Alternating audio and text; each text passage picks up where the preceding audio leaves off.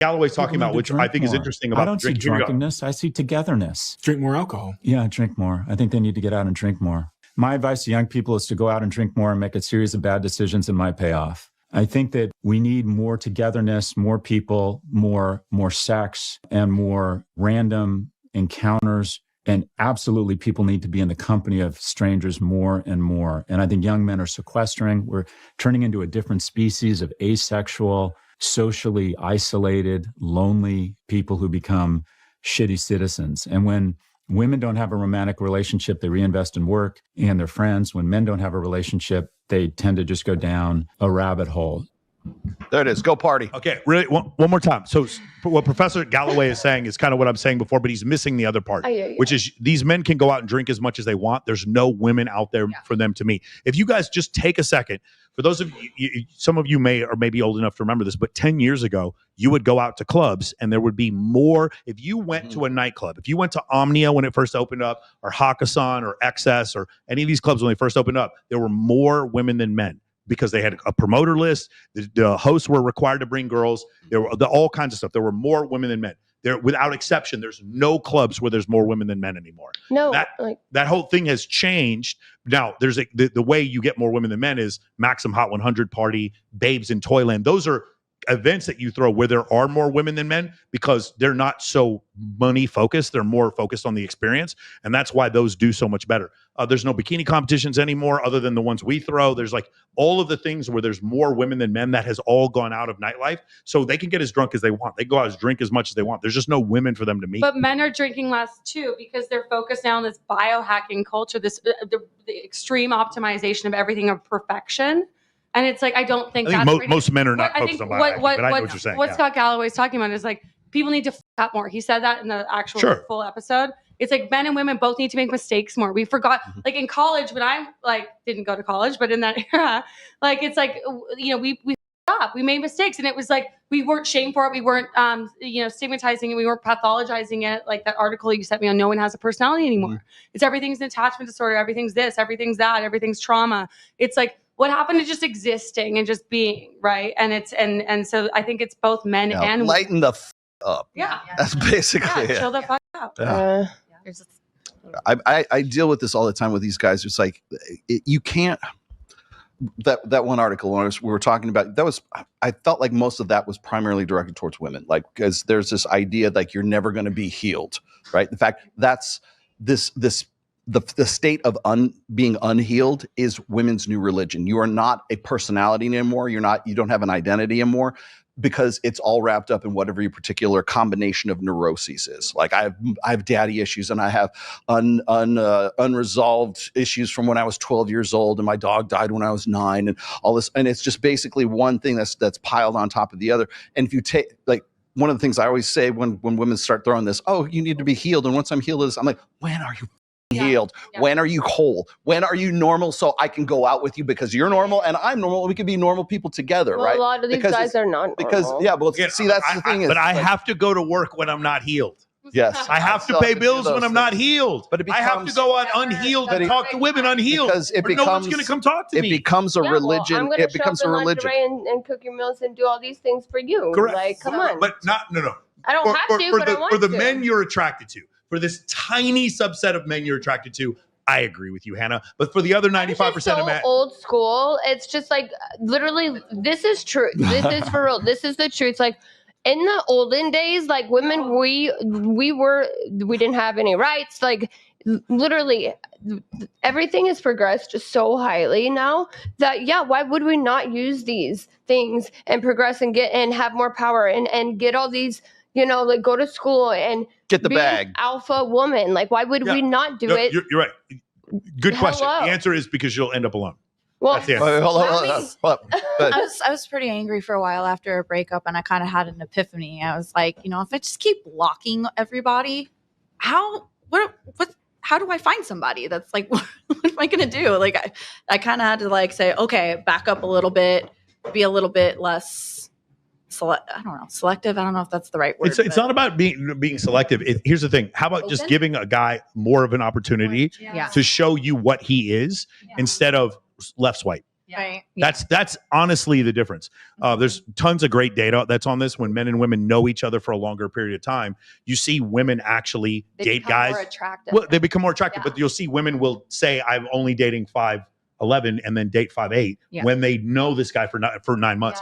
And so that's what happens. It's so that when you have that situation, it's called an unfamiliar environment to a familiar environment. If you guys want to know, because we've proposed a lot of problems, that is the solution, is for men to create familiar environments for women to get to know them. And in doing so, that's when the dude who's not traditionally attractive ends up dating the beautiful woman. Go ahead. Just to provide an anecdote to that, I was a waitress in strip clubs for forever.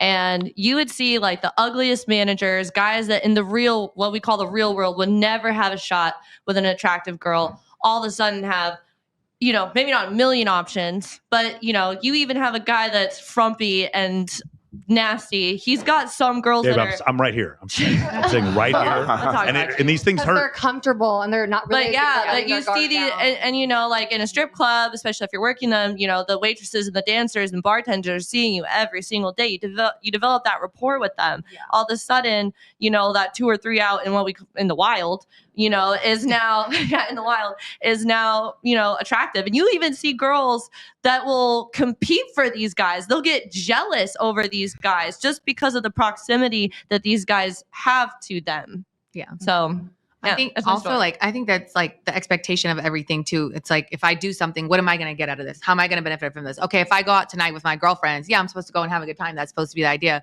But it's like, okay, how am I going to benefit from this? Who's going to let me sit in their section? Who's going to let, who's going to pay for my drinks all night? Is there going to be somebody there that, could would take me out later or something? You know what I mean? Like, it's always the expectation. It's not about like just going out and being, just having fun. Yeah. I know. Off your phone. Yeah. That too. And like dancing, like the dance floors are, like they should just remove them now at clubs, because like nobody's dancing. Everybody's just walking around, looking at everybody, seeing what everybody else is doing, see who's getting bottles over there. Oh, let's go run over there now because they put all more got tables bottles. in. We're like having expectations of what it's like, if I'm coming out tonight, if I'm gonna get dressed up and I'm gonna come out tonight to the club, there has to be, I have to benefit somehow. Let's ask the green-eyed medical doctor. Are we cooked as men?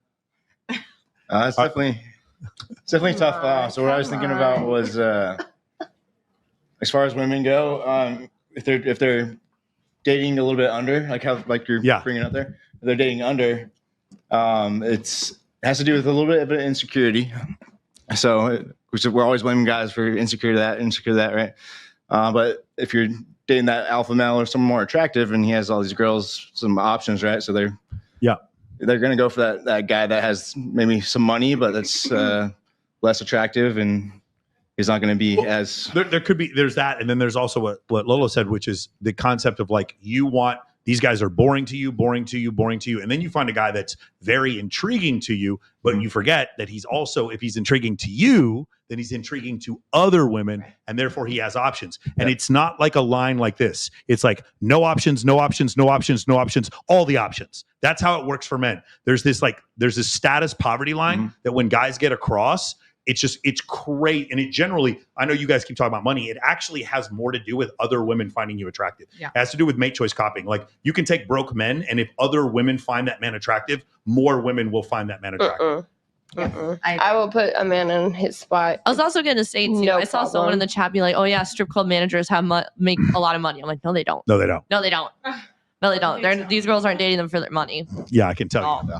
From firsthand experience, they do not make a lot. So when I was talking about the healing culture, Coral, I peg that more towards the female side of the spectrum. But now here's the other side of that, is the male side of it right now is exactly what's, God, I hate to give him credit, but Scott Galloway is talking, guys need to go out and get hammered. Guys need to go out and have a good time. Guys, like, lighten up. I know it's a joke, but lighten the up, because that's the main problem with most guys right now, is they're like, well, I can't eat this because there's seed oils in it, and I can't have this because it's not grass-fed beef, and I can't have this because, or they're essentially, guys have become really adept at finding ways to step on their own butt.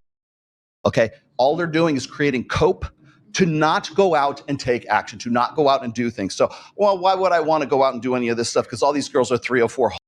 And they're not worth it. The juice isn't worth the squeeze. So why should I make any effort whatsoever? And you know what that ends up as? That ends up as guys just sitting home jerking off to hub or playing video games or like sedating themselves, staying locked away and not doing anything. As a result, they're not drinking. They're not going out to clubs. They're not going out and making bad mistakes that make for great stories, right? They're not going out and forming the next great supergroup band that's out there to go and, get out their teenage angst, so that we have some real good music. You want to know why music sucks? Because nobody's doing nobody does.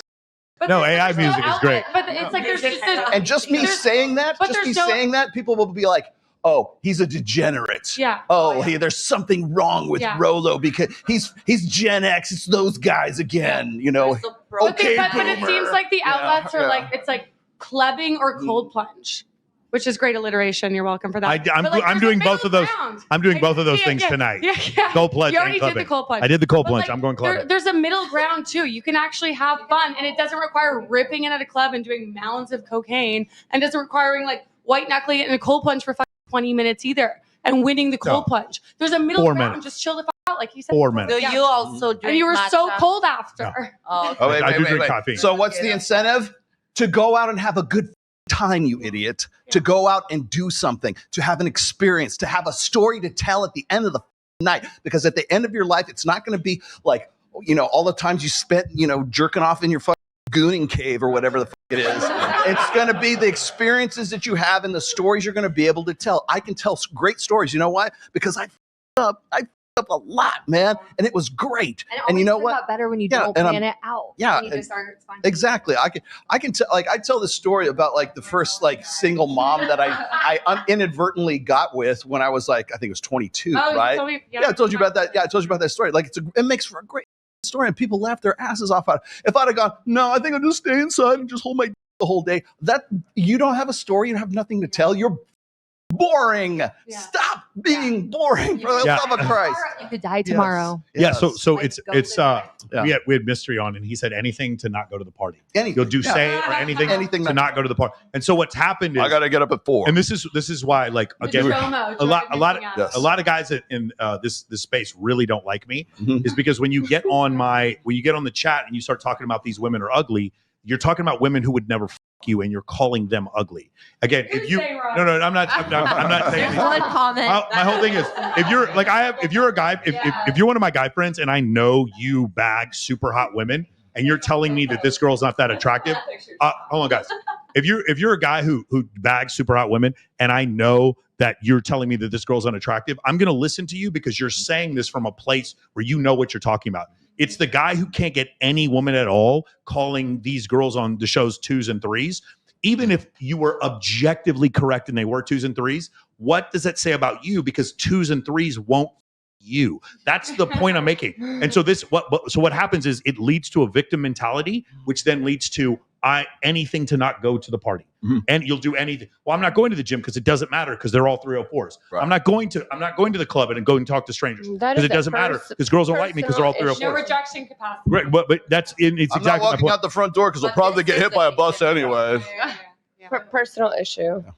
But again, I'm not saying like there have been girls on the show who really weren't that attractive, and guys are like, "Oh, they're ugly," and I'm like, my point is, you're calling a girl who wouldn't f you. What does that say about you? But and again, I'm not trying to do this to pander to women. I'm trying to say this because I'm a male self-improvement coach. How do you think you're improving by sitting there calling people who wouldn't sleep with you ugly? Do you not see the illogical nature of that? You're just a victim. You're just a. That's all it is. That's my. Oh my God. And if you call my haters and you love yes. That reminds me of what you said about the Bonnie Blue thing. You're like, I'm less concerned about Bonnie Blue or Lily Phillips, and more like, who is number 872? Yeah, that's who the are thing. Those guys? Yeah, that's the thing. It's like you have to. I mean, that is the ultimate. If you want to talk about the ultimate problem with society, is not Bonnie Blue or Lily Phillips. They were going to be sex workers no matter what. The problem with Bonnie Blue and Lily Phillips is that some guy waited to be number 800 to fuck her and wasn't even paid for it. Yeah. The fact that we live in a society where 800 men would be waiting in line to have sex with her, and probably 900 of those 1,000 men, that's the hottest woman they'll ever be with in their life. That is what's the problem with society, is the desperation. We're leaving this massive group of men behind.